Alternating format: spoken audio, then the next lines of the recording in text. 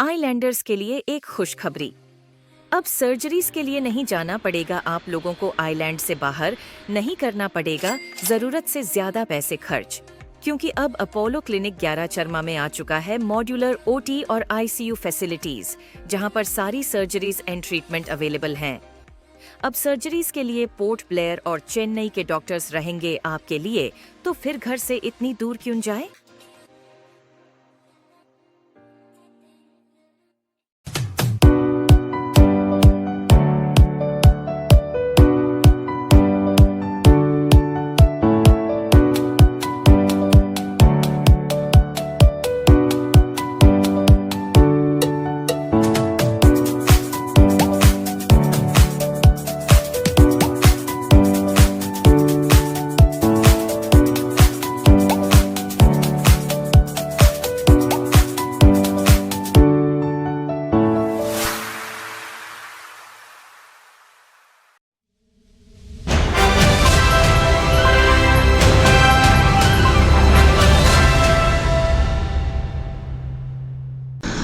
और ये जो रेडियोलॉजिस्ट का बात कर रहे हो, his qualification is recognized by World Health organisation.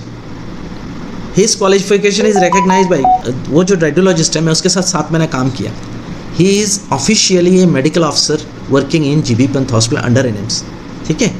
और उनसे काम ले रहा है, रेडियोलॉजिस्ट का काम ले रहा है। वो इनएलिजिबल है for the post he is holding, but that doesn't mean कि he is not qualified, he is fully qualified, but not as per the NMC.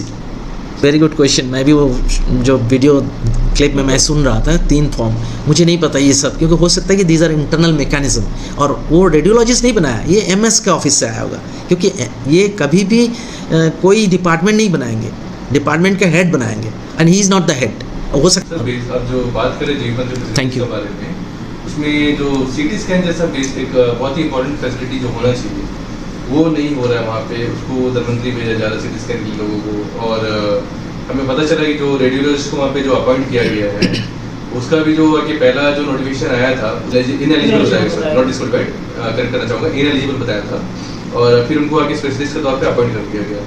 जो गवर्नमेंट नोटिफिकेशन दिखाया गया था लास्ट टाइम हम लोगों को, तो उसमें आगे हमने देखा था कि इनएलिजिबल लिखा हुआ है। ऐसा कैसे और क्या इसका रियलिटी है, आपको क्या नॉलेज इसके बारे में कुछ बताना चाहेंगे आप? Thank you for your question. Actually मैं एक वीडियो क्लिप देखा था सोशल मीडिया में, and I made a comment also on that.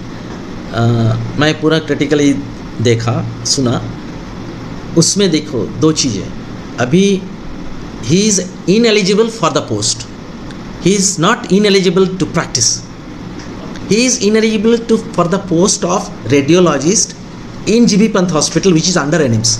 हाँ, बता रहा है। तो अभी मैंने क्या बताया था कि हमारा डायरेक्टर जो है ना, अभी ही इज़ ऑल्सो अनक्वालिफाइड।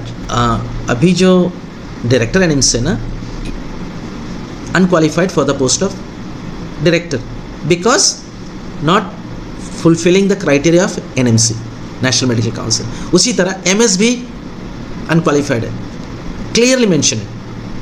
तो मैं जब बोलता हूँ बेस्ड ऑन एविडेंस और rules whatever it is written somewhere. और ये जो रेडियोलॉजिस्ट का बात कर रहे हो, his qualification is recognized by World Health Organization. His qualification is recognized by, आज का दिन में अगर मैंने एमडी करके आया यूएसए से या तो फिर यूके से, that is not recognized in India, ठीक है। वो जो रेडियोलॉजिस्ट है, मैं उसके साथ 7 महीने काम किया। He is officially a medical officer working in GB Pant hospital under AIIMS, ठीक है। और उनसे काम ले रहा है, रेडियोलॉजिस्ट का काम ले रहा है। वो तो सर उसमें जो मैं बता रहा हूँ। उसी तरह there are doctors, even some doctors retired, वो एमडी जनरल मेडिसिन है, एमडी पीडियाट्रिक्स है, वो ही और she did not get the post, but उनको पीडियाट्रिशियन का काम ले रहा है, फिजिशियन का काम ले रहा है। हम तो उसको नहीं बोलेंगे इनएलिजिबल, हम बोल सकते हैं ना ineligible for the post of. अब इसको देखो, इंटरप्रिटेशन वही है कि हाउ यू इंटरप्रेट। सवाल ये था कि जो अभी उनका जो पोस्ट है वो as a normal resident doctor है, या फिर आके आपका उनको आके स्पेशलिस्ट का पोस्ट दिया गया है? सवाल ये था। मैं तो वही बोल रहा हूँ कि जैसा उनको भी नहीं दिया गया, he is a medical officer, but trained in radiology. I mean, it's not trained means 6 महीने का training. He is a qualified radiologist. means not degree किया हुआ है, but from the Chinese university, which is also another reputed university globally. ठीक है. India में उसका कोई एग्जाम लिखना होता है, राइट? I heard. नहीं, I think there are two thing. One is जो भी हमारे MBBS करते हैं ना विदेश में, उनको इंडिया में आके फॉरेन मेडिकल ग्रेजुएट एग्जामिनेशन होता है, उसको क्लियर करना पड़ता है. करने से ही you are eligible to work in India with any government setup. ठीक है. प्राइवेट में मुझे नहीं पता है. I think the government setup plus private में भी होना चाहिए. I think if I am not wrong. तो गवर्नमेंट में तो यू हैव टू क्लियर. ठीक है. And I guess I understand कि they have seen, administration has seen, otherwise he will not be offer a job of medical officer. But वो काम क्या कर रहा है रेडियोलॉजी का, because he has a train degree.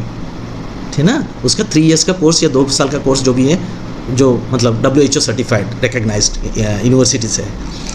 अगर वही चीज़ वो वहाँ पे नहीं करके US में बड़ा यूनिवर्सिटी से करके आता तो भी वही हाल होता, क्योंकि हम लोग बाहर के डिग्री को रिकग्नाइज नहीं करते.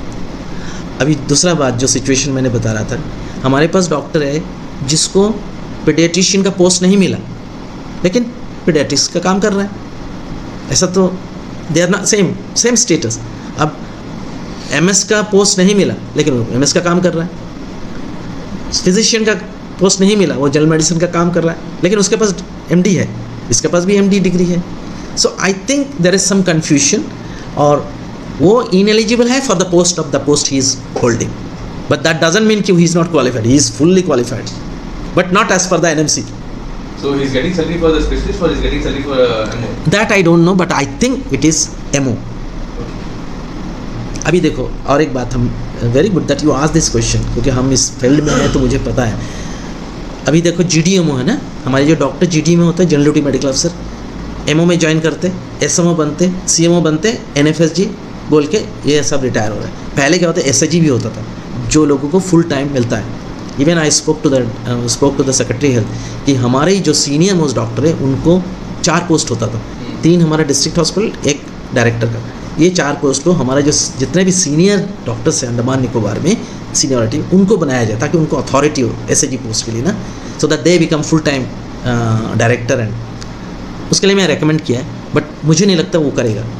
और if you ask me this senior most position, I was told, administration से पता चला है कि ये सब पोस्ट भी हमारा डेपुटेशन में आ रहा है.